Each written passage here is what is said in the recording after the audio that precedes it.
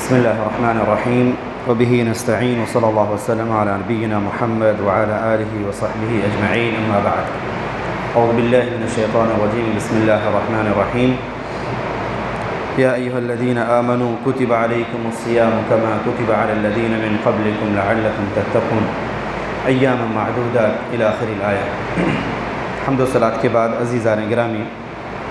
مسائل رمضان کے اوپر کافی دنوں سے بات چیت ہو رہی ہے۔ درمیان میں کچھ رکا، پھر اس کے بعد سے شروعات ہوئی، پھر رکا۔ یہ ایک سلسلہ ہے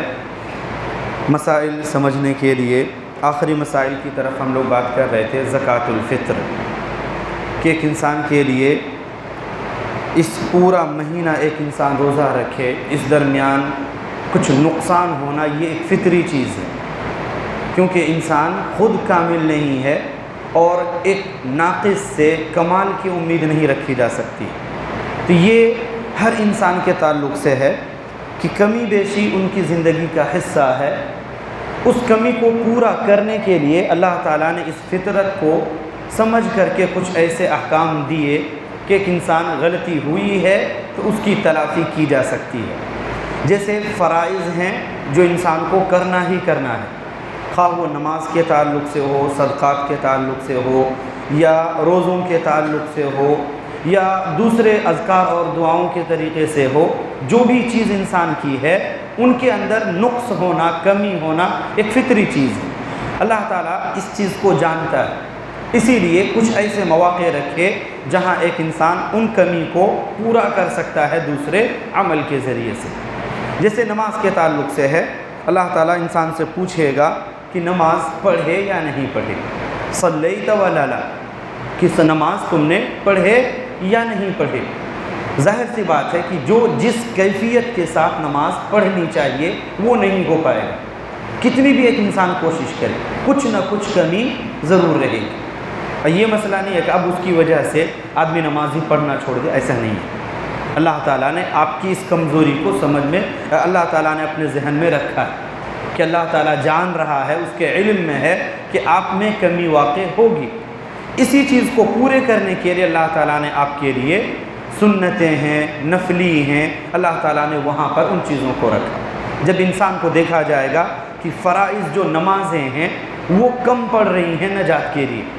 اللہ تعالیٰ فرشتوں سے پوچھے گا هل له من تطوع، کیا اس کے پاس کوئی نفلی بھی ہے تاکہ اس کے ذریعے سے یہاں اس کو پورا کیا جا سکے۔ تو یہ اللہ تعالیٰ نے آپ کے لیے انتظام رکھے۔ ایسا نہیں ہے کہ اللہ تعالیٰ نے کہا کہ کمزوری ہے تو اس کو اسی حال پر چھوڑ دیا جائے، نہیں، وہ جانتا ہے، حکیم ہے وہ۔ ہر حکمت اس کے حکمت کا ایک تقاضا ہے کہ آپ کے ساتھ ایک ذرہ بھی اللہ تعالیٰ ظلم نہیں کرے گا، آپ جتنے کے مستحق ہیں اس سے بڑھا کر اللہ تعالیٰ آپ کو دے گا۔ تو ظاہر سی بات ہے کہ رمضان ہے، اتنا بڑا ایک مہینہ ایک انسان مسلسل اللہ تعالیٰ کے لیے روزے رکھ رہا ہے، ان کے اندر کمی ہونا فطری چیز ہے۔ اسی لیے اخیر میں اللہ تعالیٰ نے زکوٰۃ الفطر کے تعلق سے حکم دیا۔ نبی علیہ الصلوۃ والسلام فرماتے ہیں فرض رسول اللہ صلی اللہ علیہ وسلم، حضرت عبداللہ بن عمر، فرض رسول اللہ صلی اللہ علیہ وسلم زکوٰۃ الفطر طہرۃ للصائم وطعمۃ للمساکین، کہ نبی علیہ الصلوۃ والسلام نے فطرے کا ایک مقدار یا فطری چیز جو فطرانہ جسے ہم کہتے ہیں زکوٰۃ الفطر فرض قرار دیا، واجب کہا۔ دو مقصد ہے اس کا، ایک طہرۃ للصائم، روزے دار کی صفائی کے لیے، جو روزے کے دوران اس کی کمی ہوئی ہے اس کمی سے اس کو صاف کرنے کے لیے۔ پہلے بھی جیسے کہا کہ فطری چیز ہے کمی ہونا، کیونکہ اب روزے بھی رکھتے ہیں، کبھی کبھار غلط وسوسے آتے ہیں، کبھی زبان پر غصہ آ جاتا ہے، کچھ نازیبہ الفاظ نکل جاتے ہیں، کبھی کسی کے تعلق سے مذاق میں کچھ زیادہ سیریس ہو جاتے، یا اس طرح کی جو بھی چیزیں ہیں فطری جس سے روزے کے اندر کمی ہوتی ہے۔ اللہ تعالیٰ نے کہا کہ اسی کمی کو پورے کرنے کے لیے اللہ رب العالمین نے زکوٰۃ الفطر فرض قرار دیا تاکہ جو کمی ہوئی ہے ان کمیوں کی بھرپائی کی جا سکے۔ طہرۃ للصائم، روزے دار کے لیے صفائی کے لیے، پاکیزگی کے لیے، وطعمۃ للمساکین، اور اس خوشی کے موقع پہ تاکہ مساکین جو محتاج ہیں، فقیر اور مسکین ہیں، ان کی بھی تھوڑا سا تعاون کی جا سکے، وہ بھی آپ کے ساتھ خوشی کے اندر شامل ہو سکے۔ تو یہ دو اہم مقصد ہے جس کی وجہ سے یہ زکوٰۃ الفطر انسان کے اوپر لگایا گیا۔ زکوٰۃ الفطر اصل کہتے ہیں وہ صدقہ جو رمضان ختم ہونے کے بعد دی جاتی ہے، وہ صدقہ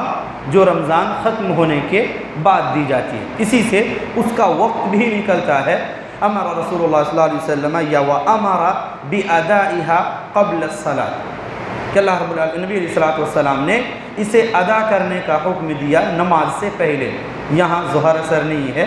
عید کی نماز یہاں مراد ہے کہ وامرها یا وامر بادائها قبل الصلاۃ کہ نبی علیہ السلام نے اس کا حکم دیا کہ نماز عید سے پہلے اس کو نکالا جائے۔ اور دوسری روایت کے اندر اسی کی توقیت آتی ہے کہ من اداها قبل الصلاۃ فہی زکوٰۃ مقبولہ،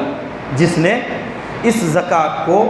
نماز عید سے پہلے ادا کیا اس کی طرف سے یہ زکوٰۃ قابل قبول ہے۔ ومن اداها بعدها فہی صدقہ، اگر کسی نے نماز کے بعد ادا کیا یہی صدقہ دیا تو اس کے طرف سے عام صدقہ ہوگا، یہ فطرے کا صدقہ نہیں ہوگا۔ تو اسی حدیث کے اندر اس کا ایک وقت بتلایا گیا کہ نماز سے پہلے، اور دوسری روایت کے اندر کہ یہ روزے دار کی صفائی اور پاکیزگی کا ذریعہ ہے۔ تو جب تک ایک انسان مکمل روزہ نہیں رکھ لیتے ہیں تب تک وہ کمی کا بھی جو ایک گراف ہے وہ کچھ نہ کچھ ادھورا رہتا ہے۔ مثال کے طور پہ کوئی انسان ہے 20 تک ہی اپنا زکوٰۃ ادا کر دیے، جو فطرہ ہے وہ ادا کر دیے، تو 10 دن جو اس کے بعد ملے گا، آپ نے تو ابھی روزہ نہیں رکھا ہے، اس کی کیسے صفائی ہوگی؟ اسی لیے اس کا افضل وقت کہتے ہیں کہ سورج ڈوبا، مثال کے طور پہ آخری رمضان کا جیسے ہی سورج غروب ہوا تب سے اس کا افضل وقت شروع ہوتا ہے۔ مثال کے طور پہ آج بدھ ہے کہ منگل ہے؟ آج مثال کے طور پہ منگل ہے، آج آخری روزہ ہے، آج آخری نہیں ہے، ایک مثال، آج مثال کے طور پہ آج آخری ہے، تو آج کا سورج جیسے ہی غروب ہوا اس کا اصل وقت شروع ہو جاتا ہے،